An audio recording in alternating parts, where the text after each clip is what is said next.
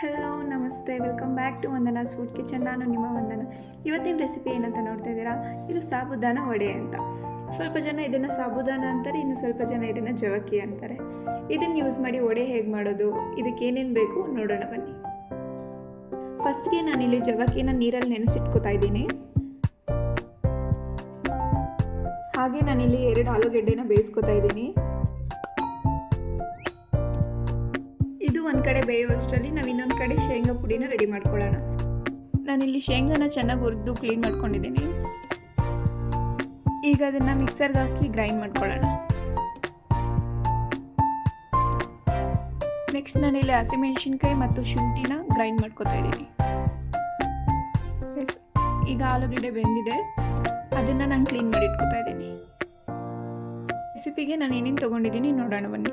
ಒಂದು 100 ಗ್ರಾಮ್ಸ್ ಜವಕ್ಕಿ, 2 ಆಲೂಗೆಡ್ಡೆ, ಸ್ವಲ್ಪ ಶೇಂಗಾ ಪುಡಿ, ಒಂದು 3 ಹಸಿಮೆಣಸಿನ್ಕಾಯಿ, ಸ್ವಲ್ಪ ಶುಂಠಿನ ಗ್ರೈಂಡ್ ಮಾಡಿ ಇಟ್ಕೊಂಡಿದ್ದೀನಿ, ಸ್ವಲ್ಪ ಜೀರಿಗೆ, ಸ್ವಲ್ಪ ಕೊತ್ತಂಬರಿ, ರುಚಿಗೆ ತಕ್ಕಷ್ಟು ಉಪ್ಪು. ಓಕೆ, ನೆಕ್ಸ್ಟ್ ನಾವು ಇದನ್ನೆಲ್ಲ ಮಿಕ್ಸ್ ಮಾಡ್ಕೊಳ್ಳೋಣ. ಫಸ್ಟ್ಗೆ 1 ಕಪ್ಪಲ್ಲಿ ನಾನು ಜವಕ್ಕಿ ಹಾಕ್ತಾ ಇದ್ದೀನಿ, ಬೇಯಿಸಿಟ್ಕೊಂಡಿರೋ ಆಲೂಗೆಡ್ಡೆ, ಗ್ರೈಂಡ್ ಮಾಡಿ ಇಟ್ಕೊಂಡಿರೋ ಶೇಂಗಾ ಪುಡಿ, ಹಾಗೆ ಗ್ರೈಂಡ್ ಮಾಡಿ ಇಟ್ಕೊಂಡಿರೋ ಚಿಲ್ಲಿ ಪೇಸ್ಟ್, ಸ್ವಲ್ಪ ಜೀರಿಗೆ, ಕೊತ್ತಂಬರಿ, ರುಚಿಗೆ ತಕ್ಕಷ್ಟು ಉಪ್ಪು. ಇಷ್ಟು ನಾನು ಆ್ಯಡ್ ಮಾಡಿ ಚೆನ್ನಾಗಿ ಮಿಕ್ಸ್ ಮಾಡ್ಕೊತಾ ಇದ್ದೀನಿ. ಸ್ವಲ್ಪ ಗಟ್ಟಿಯಾಗಿ ಮಿಕ್ಸ್ ಮಾಡ್ಕೊಳ್ಳಿ.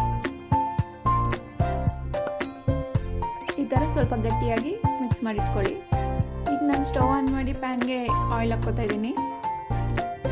ಇದು ಕಾಯೋ ಅಷ್ಟರಲ್ಲಿ ನಾವು ವಡೆಗೆ ಯಾವ ಥರ ಮಾಡ್ಕೋತೀವಿ ಆ ಥರ ರೆಡಿ ಮಾಡ್ಕೊಳ್ಳೋಣ.